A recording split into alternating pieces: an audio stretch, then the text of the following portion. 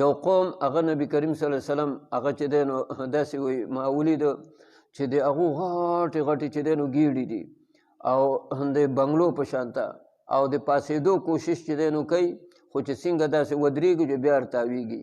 وایي ما تپوس وکړه چې دا کم خلق دی؟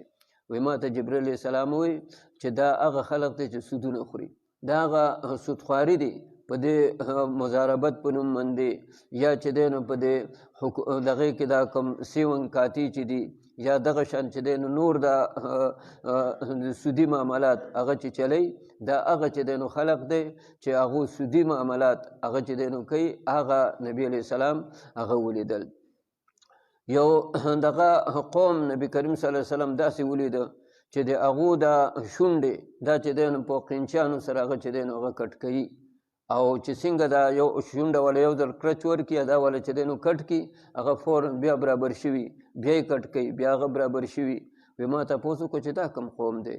وایي دا هغه د فتنو والا خطیبان دي، هغه چې مقرران او هغه تقریر کوونکي، هغه خطاب کوونکي. د خطیب دا مطلب نه لکه څنګه چې په دې منبر باندې دا خطبا دي. خطیب هغه چاته وایي چې بیانونه کوي، تقریرونه کوي. نن سبا تاسو ګورئ دا سیاسي خلق دي، نو دا هغه خلق دی چې دو فتنې چې دی نو خورئ، دو د فتنو د هغې دغه پرچار هغه چې دی نو کوي، نو دا هغه قسم هغه خلق دی. به هر حال نبی کریم صلی الله علیه وسلم ډېر قسم قسم چې دی نو مخلوق هغه یې ولیده چې هغو ته سزاګانې ورکولی کېدې. بیا چې کله نبی علیه السلام واپس راته مکې مکرمه